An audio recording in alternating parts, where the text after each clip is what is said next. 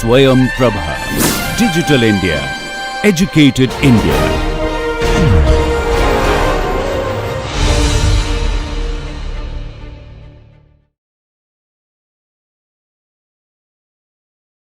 So let's recall our gradient descent algorithm, right? So this is what the gradient descent algorithm was.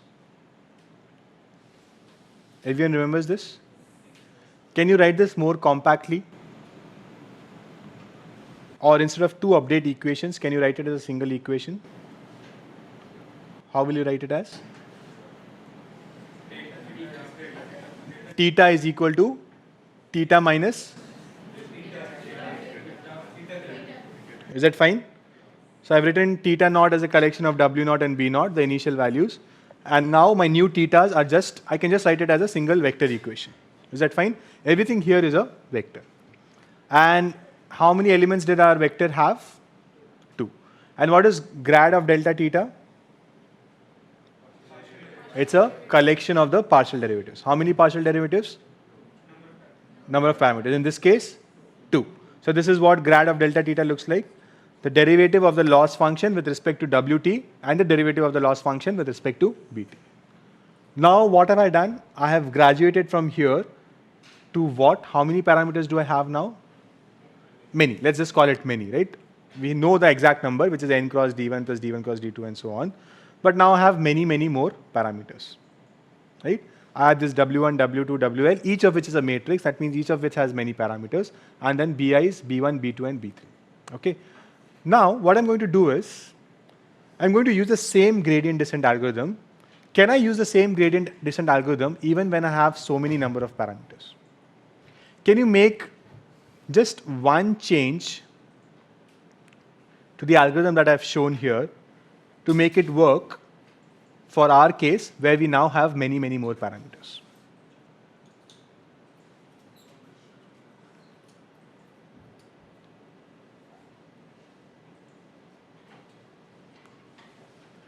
I'll give you a hint. Change the definition of theta. So right now theta is W naught, B naught. It's two-dimensional. Or rather theta is W comma B. Theta naught is the special case where you are initializing it, right? So now your theta is equal to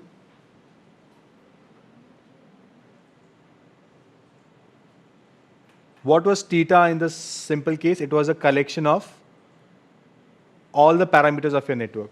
In that simple case, the definition of all was 2, right? There were only 2 parameters. Now again, I'll keep the same definition of theta. Theta is a collection of all the parameters in your network. But now the definition of all is? No, parameters. Parameters are W1, W2, W3, B1, B2, B3. And when I say this, I'm just saying it compactly. I actually mean all of those, right? I have to list down all of those. W1, 1, 1 up to W1, N, D1. Then W2, 1, 1 up to W2, D1, D2, and so on, right? So if I just write it as this, and if I change the definition of the gradient. Now the gradient was what? It was a collection of the partial derivatives with respect to all the parameters. Now my definition of all has changed. From 2, it has changed to all the parameters in the network. How many of you get this small change which I have done? If you don't get it, we'll just see it on the next slide again. Okay. So now what I'm saying is that earlier your theta was a collection of all the parameters and all there just meant W and B. Now again theta is a collection of all the parameters. It's just that now the total number of parameters that you have is N1 cross D1 in the first layer, D1 cross D2 in the second layer, D2 cross K in the third layer. So summation of all these and then the corresponding biases. So I'm just saying that the theta is a collection of all these parameters. I can just list them down as a single vector, just as I put W comma B in one vector. I can just put down all of these in one single vector and then write the update rule as theta is equal to theta minus eta into grad of the loss function, right? But now this grad of the loss function is a collection of many, many, many partial derivatives. How many partial derivatives? Give me the number. As many as the number of parameters. How many parameters? N cross. Come on, how many parameters? n cross d1 plus d1 cross d2 plus d2 cross k plus d1 plus d2 plus k. That many number of parameters, right? So actually our grad of L theta looks much more nasty now as compared to the simple thing that it looked. And I'll show you exactly how nasty it looks, right? So help me fill this up. So you have the first W1, its first element, which is W111. This will go up all the way up to W1 NN. So in my case, I have taken D1, D2 to be equal to N, right? Is that fine? Okay. So this is W111 all the way up to W1 NN. Is that okay? Then the next one, W211 all the way up to W2 NN. Right? So just clarification, D1 is equal to D2 is equal to N in this case. Okay? Then W311 or WL11 up to WL N K, because the output layer has K. And then you have the biases, B11 up to B1N, B21 up to B2N, and then B31 up to B3K. Is that fine? So now that you see that your theta is actually this very, very large vector which has many, many parameters, and correspondingly the gradient of the loss function with respect to theta is going to be a collection of all these partial derivatives. Is that fine? Any problem? Entire row? One row. Oh, no. So the relationship is this, right? Whatever I display at one time, that's one matrix. That's the W1 matrix, right? So these are all the partial derivatives with respect to the elements of W1. And in W1, the first matrix. One is W1, then W2 and W3. But W1 again had n cross n elements because I've assumed that D1 is equal to D2 is equal to n. So for the W1 matrix, all the n square elements. Then for the W2 matrix, all the n square elements. Then for the W3 matrix, n cross k elements, right? Because W3 is, the third hidden layer was size n and the output layer was of size k, right? And then for the final biases, n, and k. Is that fine? Everyone gets this? How many of you don't get this? Please raise your hands. This is just to, because see, conceptually, the gradient is just a collection of all the partial derivatives. So in fact, don't even think of this as a matrix, just think of this as a very, very large vector, right? So then I can write it as theta. This entire thing is theta, one big vector. So I can write it as theta is equal to theta minus eta into grad of L theta, right? When you're talking about W111, what are the Indices? Yeah, Okay. first one. Yeah. So that superscript was there, right? W1. Okay. So let me just do it again. So you had this input layer, you had the hidden layer, first hidden layer, then the second hidden layer, and then the output layer. Okay. I was referring to these weights collectively as W1. Okay. Now suppose this was of size n and this was also of size n. How many elements does W1 have? N cross n, right? So the matrix W1 has n cross n elements. So I'll index them as W11, W12, W13, so on. And this one is just for W1, right? And similarly, you'll have W2 and W3. So in the earlier discussion, I was actually using a superscript for that, just to avoid confusion, but I've put it to the subscript. Is that fine with everyone now? Okay? So there are three matrices. Each of them is a matrix, so each of them will need two indices. So one index for the matrix number, and the other two indices for the elements of the matrix. Is that okay? Fine?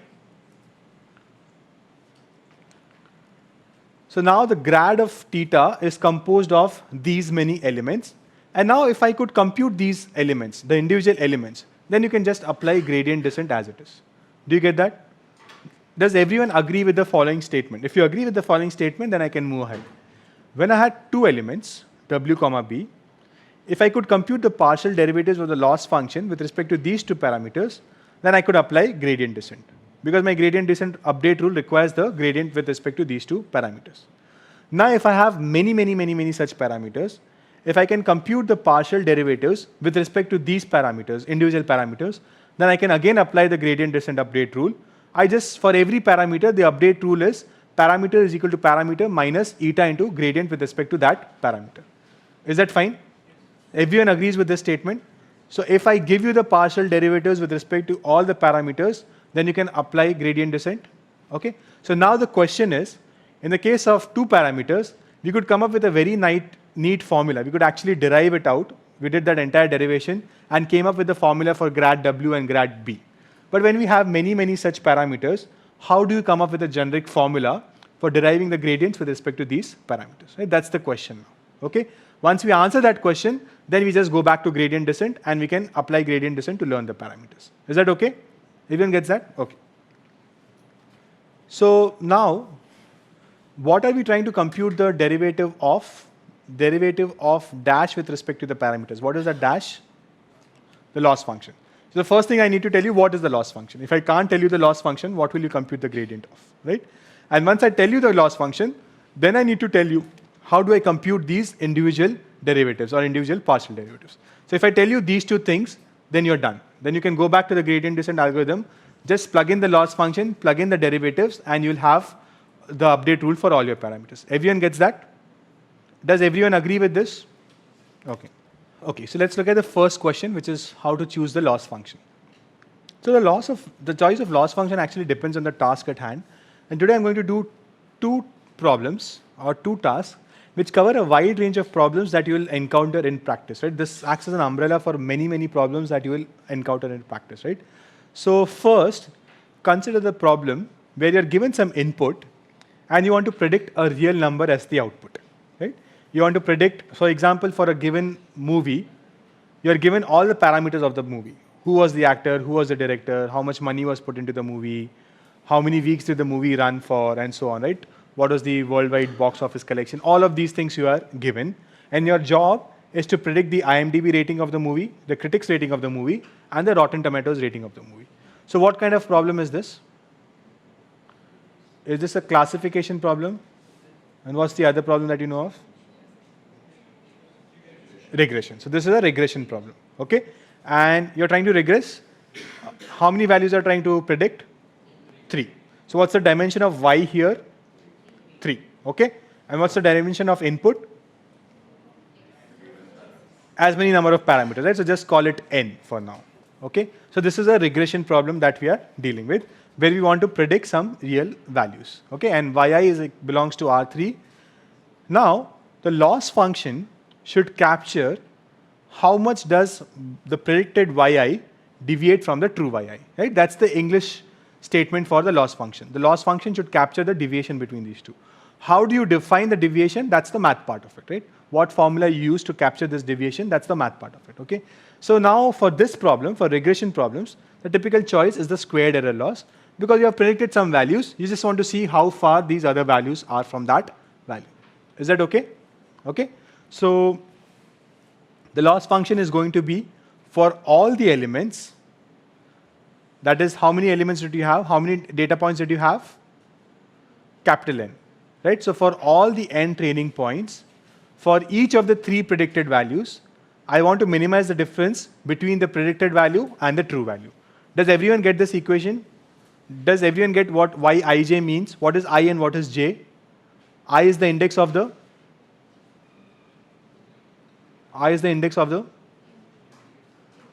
training data, right? And j is the index of the output. How many outputs are there? 3. That's why the inner summation is over 3, and the outer summation for I is over all the n training examples. Is that okay? Anyone has a problem with this? Yeah. So your yi is actually yi1, yi2, yi3, because there are 3 elements that you are trying to predict. For each of these 3 elements, you want to get them right. That means you want to minimize the difference between each of these 3 elements and the corresponding true elements, right? That's the inner summation. For each of the 3 elements, minimize the square. Right. So I have the inner summation is only over 3, right? And this, I need to do it for all the training examples, and I have n such training examples.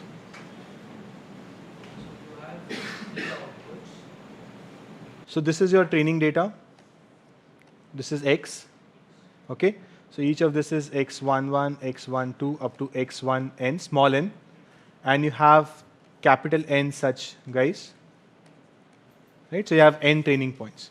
For each of them, you know the true output. Okay, so you know what y11 is, y12 is, y13 is. The IMDb rating, the critics rating, and the Rotten Tomatoes rating. Okay, and you have it for all the n guys. Is that fine? Okay, let me just finish it off.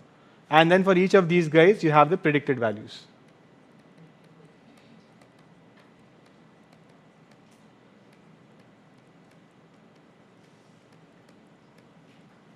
Is that fine? Now I want to minimize the difference between all of these values, right? So I have n training examples. For each of the training examples, I want to predict 3 values, and the difference should be minimum, right? So that's what this equation is capturing. Is everyone fine with this? Anyone has a problem with this? No? So now that was the loss function. Now remember, I did not tell you what the output function is going to be. So what is the output function in this case? And I'll give you some choices. No, output function, right? So can it be the logistic function?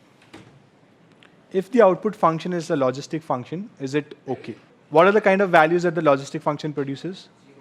0 to 1. So is it okay? Why? Sorry?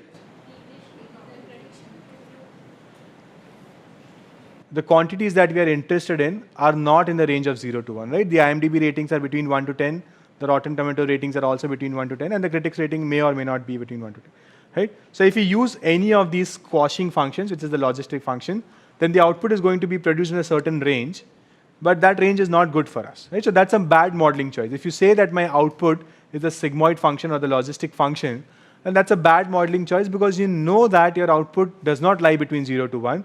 Then why take a function which is going to restrict it between 0 to 1? Does that make sense?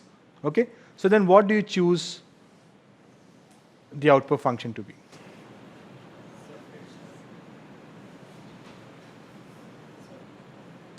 No. So the simplest thing to do in such cases, in the case of regression, is to just use a linear layer as the output layer. What do I mean by a linear layer? I just take my AL, which is the light green guy. I just do a linear transformation on that. So again, I'm just doing this aggregation plus bias, and that's my predicted value. Okay, I'm not trying to squash it by applying the sigmoid or the any other function. Does that make sense? But now ask me a question. I did not want to use the sigmoid function because it will restrict the values between 0 to 1. What have I done here which restricts the value? I know the values are between 1 to 10, right? At least I know that 100 is not an IMDb rating. But does this make sure that a value of 100 will not be predicted? It can predict values greater than 10. How are you preventing that? So I'll give you a hint. During training time, you have started with some random values and you are slowly moving along that error surface the way we had done in gradient descent. Okay? Now suppose you are at a certain weight configuration where your output is 16. What will happen? What will happen? Is this output good or bad? Bad. How bad is it? How bad is it? Not 6. 16 minus the true rating and the square of that. So that will give you a loss function. Now what will happen with that loss value? You will compute the... What will you do with that loss value? Once you compute the loss, what do you do? Compute the gradient with respect to the parameters. And now what will this gradient tell you? That you had made a mistake. So your parameters will be updated. They'll receive a feedback that whenever I'm producing values greater than 10, the loss is high, so I should not produce values greater than 10. Does that make sense? At an intuitive level, not at the mathematical detail level, but at the intuitive level. So whenever your network is going to produce bad outputs, your loss is going to be high, your gradients will be computed accordingly, and your weights will be adjusted so that your loss reduces. Right? That means your weights will be adjusted such that it does not produce these high values outside the range. Does that make sense? But in the case of sigmoid, that was not the case. Because no matter how you adjust the weights, the output is always going to be between 0 to 1. That cannot change. Does that make sense? Okay, that's why sigmoid is a bad choice. So in such regression cases, you can just use the linear layer as the output layer. Is that fine? Is everyone okay with this? The choice of loss function is fine and the choice of output function is also fine? Everyone okay with this? Okay. So can we just take a sigma function multiplied by 10? Yeah, that's again something you could do. But then you're introducing a non-linearity there, and then you want to scale it up again from there, right? So what will happen is, see, sigmoid has this behavior that large values, it will all clamp it to close to 1. And then all of them you have to scale, so that will become a problem. Do you get that? Right? Okay, that's why you won't use it. If you did not get that question, just ignore it.